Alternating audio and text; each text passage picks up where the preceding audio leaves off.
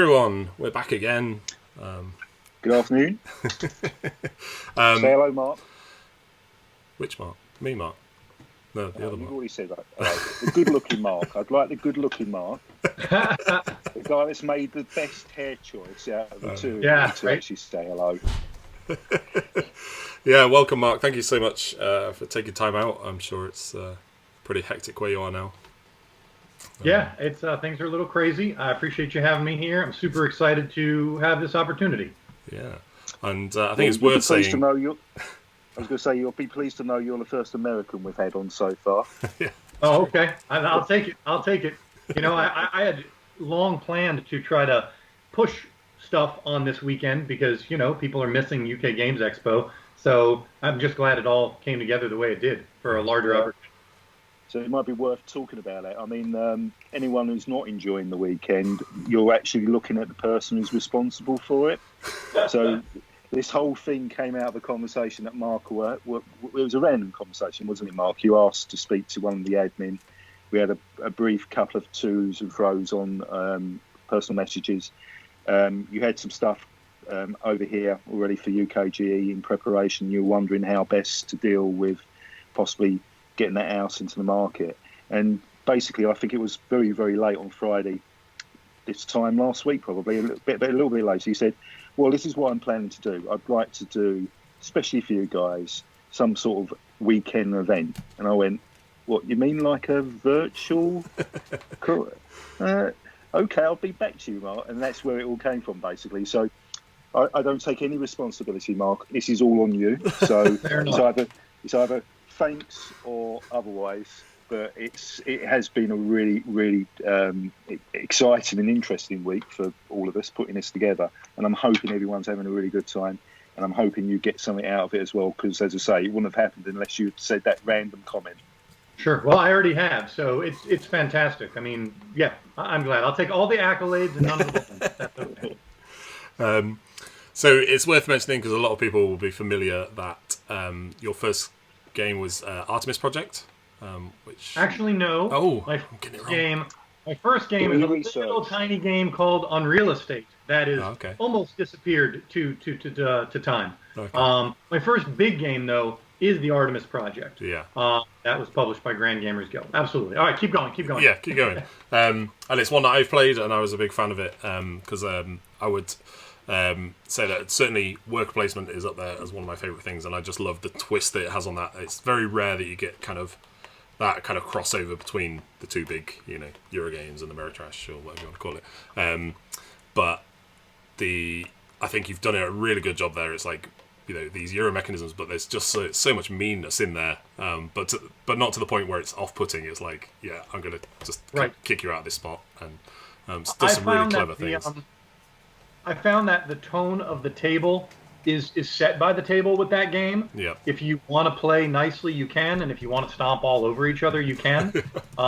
With respect to the dice displacement that I refer to it as, that's all Daniel and Daryl. That was core to their design from the beginning, and So, but I can also say is you should keep an eye out for more Artemis goodness. I'm working on definitely growing that story with both expansions as well as unique games in the Artemis setting. Oh, that's and cool. And Daniel and Daryl are interested, and other designers of other games that I've approached about putting in that framework seem to be interested. So I'm super excited to grow that story. Yeah, cool. And it's a really cool kind of theme. I love the kind of that underwater, above ground kind of that twin thing going on there. It's really clever. So. Well, I owe that to my graphic designer, Josh Capel, who has probably, if you look at your game shelf, Josh Capel has probably touched a game on there. He's probably rewritten the rule book or graphic designed the game or done the art or something. And he's truly a talented guy. Mm-hmm. And that above below thing was all him. Oh, that's really cool. Yeah, and you were showing that off quite big at Essen. I seem to remember last year I walked past your stand a few times, and it was always full of people trying to find out more about the Artemis Project and the various other things. Yeah, I wish I could afford bigger space. I'm still a tiny company. Yeah. So how did the company come about? It sounds like it's sort of fairly recently, in the last couple of years or so. Yeah, a couple years. So, I truthfully, I don't really do anything by half measure. And what happened is 15 years ago, I attended my first Origins game convention, Okay. and it was definitely one of those moments where your mind is blown because you sort of burst through the ice and you see this world beneath, and you didn't know it existed before. I'd been a role player, Dungeons and Dragons, for quite some time, but didn't really know about designer board games. And and after attending Origins just as an attendee for a couple of years, I started volunteering for the convention. Then I started running games as a game master for other publishers. Then I put together a team of game masters, about anywhere between 8 and 12 people, and we would go and do between 150 and 200 events at Origins, and then eventually at Gen Con. And then one day, I got a little fed up with the convention experience that I was getting elsewhere, and I said, I want to found a convention. And so I actually ran a convention in Grand Rapids for 4 years, and then eventually sold that off to my business partner. And then finally, at the end of my convention running life, I was in a situation where, I mean, I also wanted to publish. I suddenly one day said, I'm going to become a publisher. Cool. And I actually made the proposal to my business partner thinking that we should initiate a publishing company as part of the convention. He didn't want to do that and said, if you want to go and do it yourself, go to town. And I was like, okay, I will. So I did. And then what happened was one day I was listening to the Building the Game podcast, which is co-hosted by Jason Slingerland, and he was talking about a game that he had submitted and then had given back to him twice by 2 different companies. And I said, why not? So I paused the podcast, picked up my phone, called Jason, and said, I want to publish your game. Wow. And didn't actually end up publishing the game he was talking about, but did end up publishing the game that became On Real Estate. Okay. So that is the slightly too long version of how my publishing life came to be. Cool. Yeah, well, it's interesting. I mean, I suspect, Mark, that you probably recognise little bits of that journey because you've gone from game of having your mind blown to actually getting physically involved in running conventions. Yeah. Yeah. So the question to our Mark over here is, when are you going to publish your first game then? I mean, that's obviously what you should be now looking to do. Yeah, well, it's kind of funny you mentioned that. Like, I've been shuffling some cards from my my game here. I'm making at the minute. That's so. Sure. It's going to be so it's obviously a mindset. Yeah. Well, I'd always said that I would never publish a game or design a game personally because I was like, I'm not clever enough. I'll just let other people do it. I did try designing, and the truth of the matter is I just don't have the stick-to-itiveness that it takes to iterate and iterate and iterate. I just, it's not my forte. Yeah. Yeah. I wouldn't have done it, but I spent too much time complaining that there wasn't a decent 90-minute to 2-hour brewing-themed board game. And so Okay. I decided to go about it myself. You probably wouldn't be able to tell Mark by looking at the other Mark, but he quite likes his beer. I don't know why. That's how I get my svelte figure. I understand that blessing and curse, that simultaneous blessing and curse. So Mark, where did Endeavour come into your story? Because that was quite a big Kickstarter for you, wasn't it? Yeah, absolutely. So Endeavour came to the fore because I have a good friend in the industry, Helena Capel, Josh's wife, who has 2 publishing companies, Kids Table Board Gaming and Burnt Island Games. And at the time, this gets kind of mishmashed together. So Josh, her husband, my graphic designer, had done the art and graphic design on the original Endeavour. Okay. Yeah. And Helena had a desire to republish it. And at the time, she felt that I brought a skill set to the table to complement her own, and she asked me to partner with her on the project. And so, of course, I said yes, because Endeavour had a great reputation. Even for a 10-year-old game, it stood really well in the Board Game Geek rankings. And then, the rights had been returned to the designers, and boom, we were off and running. And like you said, the Kickstarter did crazy good. The expansion Kickstarter did crazy good. So, yeah, that was fantastic. I can honestly say that my life would be much, much tougher had Helena not brought that opportunity to me. Yeah. I It's am amazing how these forever things come indebted. Yeah. I mean, are you fully committed to the Kickstarter model as a designer and publisher? I am not. That's I wrestle with that conversation with myself probably every month. The truth of the matter is, it's all perspective, right? If I had the industry clout and the sales figures to justify launching a product directly from my website and giving my supporters a lower cost and making myself a little more profit, sort of meeting in the middle there and not having to give that money to Kickstarter, I would absolutely do it. The truth of the matter is that I just don't have that following yet. Hopefully I'll get there. I'm not as good at marketing as I'd like to be, but I'm not leaving anytime soon. So slowly I'll build up that audience, and hopefully, the truth of the matter is Kickstarter just did an amazing job. They are a juggernaut and the go-to place for the bleeding edge of what's coming in tabletop gaming. That kicked off with Alien Frontiers back in 2010, and that roller coaster just keeps climbing the hill, building more and more excitement. It has not crested yet. I read recently that they've just topped $1 billion through tabletop games projects, which does not surprise me. Insane. Yeah. But I'm certain with the kind of games you're putting out currently that you'll get to that place where you want to be, because I think you're building a reputation as someone that puts out interesting games, slightly different to other things you're getting there. Chewy's asking in the chat that he's not played the Artemis Project before. Is it currently available online? Yeah, absolutely. So if you go to my website, which is grandgamersguild.com, and I'm assuming that you're in the United Kingdom, and you use the code UKGE, we will get the Artemis Project to you with free shipping in the UK. So you just go to grandgamersguild.com, do the drop down, click Artemis Project, or most of the ways are going to lead you to my website. If you're really committed to ordering it from your local game store, get it from them. Whoever you want to support, however you want to do it, whatever works for you. I appreciate the sale in whatever way it comes. Very good. And as some kind of neat segue, Andy is thanking you for sorting out a copy of Endangered for him.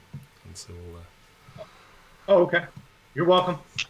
Yeah, well, it's a good segue, isn't it? Because your next well-received game that's coming out is Endangered. I know that if you look at the Board Game Geek rankings on there, it's very good, and there's lots of good content that shows that people are really enjoying it and the actual concept of it and the way it plays. So how did that come about, that game? Sure. Sorry, I interrupted you. I'm a terrible interrupter. No, you should interrupt me at every possible opportunity. Okay. So what's funny is that I found Endangered at the same time that I found the Artemis Project, and at the same time that I found Pocket Ops, another little tiny game from olden days, so to speak. And I had attended an event called Protospiel in Chelsea, Michigan, and came to realize that I actually signed every game I played that day. So wow. It was really funny. Now, and it's taken this long, 4 years later, to finally get them all out the door, just because of many and varied reasons. So Protospiel is a small designer-focused event that takes place all over the United States. I mean, you may have them too. I don't know. But, whoever wants to run a Protospiel just kind of contacts a few people who are in charge and helps to organize it wherever they see fit. So I found all those games there. And, Endangered was one of them, and I was completely fascinated by the story that Joe was trying to tell. I've always loved animals. I've always cared about the environment. I know it's very, modern and timely to say that. I'm just super against waste. And anyway, whatever. Point is that I really love the story that Joe was trying to tell. The game was, I would say, 80% fully formed. One of the big changes was he had, rather than rolling the dice and having the dice and Endangered interfere with one another, he had what he called an action square system where your numbers were static, just 1, 2, and 3. And I said, we need a little bit more space there for players to trip over one another. Mm-hmm. And so that was my one major contribution, perhaps, to the game. But Joe has that thing singing, and it has been so well received. I can't even believe, quite frankly, because I knew what we wanted to accomplish, and I believe it's a good game, and obviously Joe believes it's a good game. But when you get, independent reviewers, we got the Dice Tower seal of approval. Mm-hmm. It's just everyone who's not vested in it has given it praise, and that means a lot, because that was the Kickstarter that broke my heart. Every day I woke up and I went to bed struggling and losing sleep over, because it's so different than most games. It's not science fiction. It's not fantasy. I would even argue that Pandemic, which is clearly an inspiration for just about every cooperative game, is a little more. It's closer to the gaming center than Endangered is, and obviously Pandemic is hugely popular. So so Endangered's done really well. We're trying to get it more out into the world, and we are currently very actively working on new content, because that was the one critical feedback we got, is that people want more animals. And there's a lot of levers we can pull in that game. We've had a lot of people reach out to us. We actually have a contest going on my virtual stall on the Facebook page, where you can suggest an animal that will hopefully make it into future expansion material, and you'll possibly win a copy of the Pandas expansion. So yes, that was a lot, but I have a lot to say about Endangered. Well, as a game that can give rise to expansions, you've hit upon a really good seam of material there, haven't you? Agreed. Now I just got to get people to find it and go, oh wow, and actually buy. I was really interested. I was really interested by what you said there, Mark. That you signed up every game that you played that day. Is it important to you to actually like the games that you publish? Absolutely. Is it? Yeah. Yeah, because here's the deal: if I can't be a flag-waving champion for a game, then I shouldn't publish it. And I've told that to designers. I've said to designers, you have a good game, but this is not my kind of game. And if I can't go out there and, stand on my soapbox. That's the word I'm looking for. Stand on my soapbox and shout out to the world that, I'm proud of the game's mechanics. I'm proud of the art we've applied to it. I'm proud of the experience that it brings to the table. Then they don't really want that from me. And there are some really prolific publishers that put out oodles and oodles of games.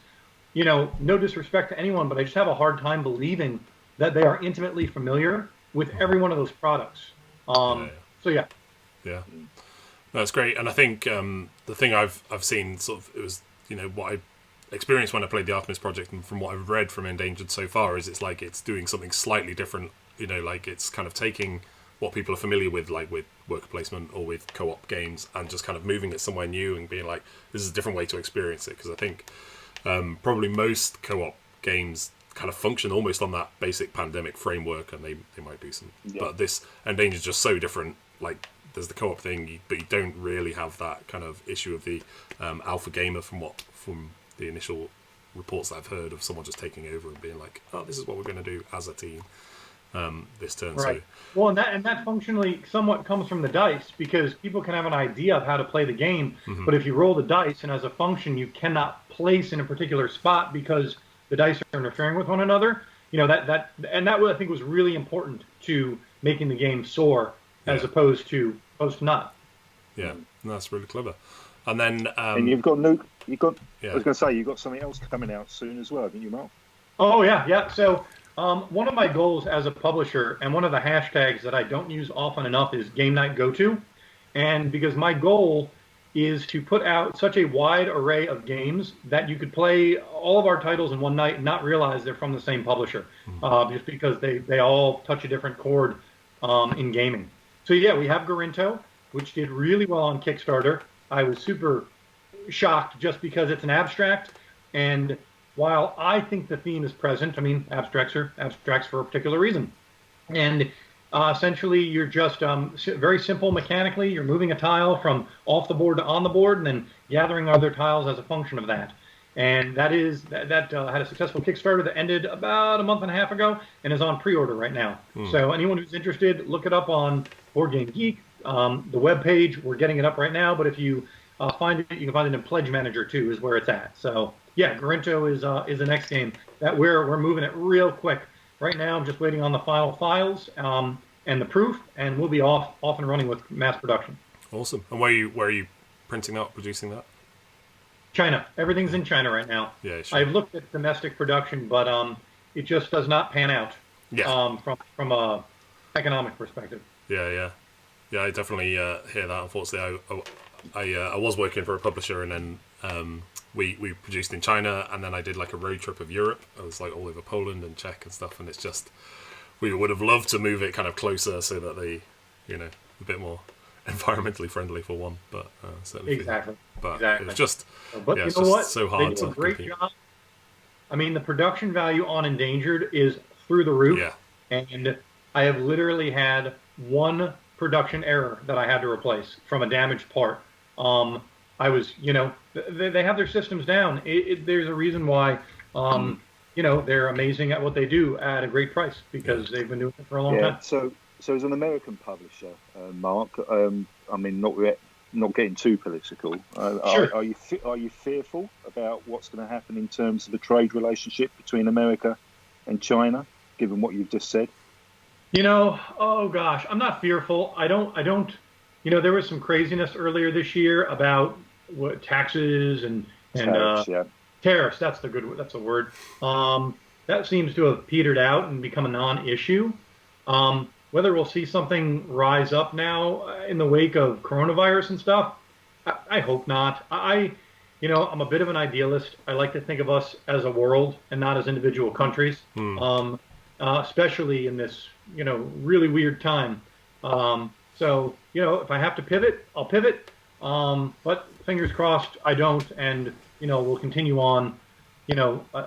A better race, a better species. That's the word. A better species. For having gone through this on a global level. Yeah. Well, either that or we will be. This is your cue, Mark. Endangered. Hey. Yes. I wonder if anyone's suggested humans yet for the. Actually, I only half jokingly have talked to Joe about doing an endangered dark edition where we bring in fantastical things, like do a Cthulhu mythos type of thing where people are going crazy, or do a zombie type theme. I had a designer once who was interested in doing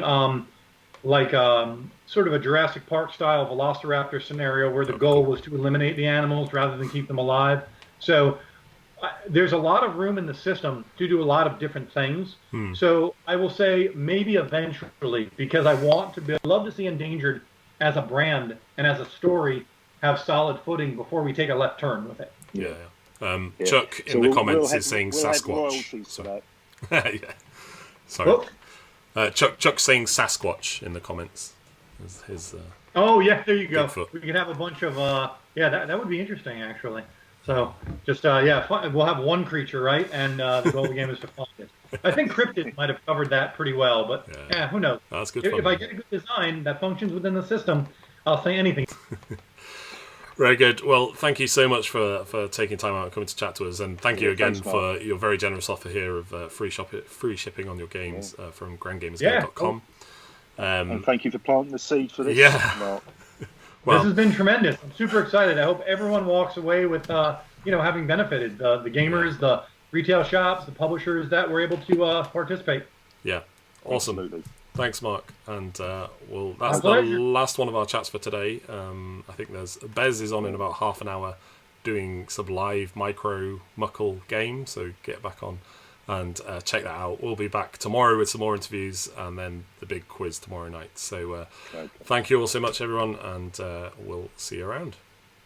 Yeah, fabulous. Thanks, Mark.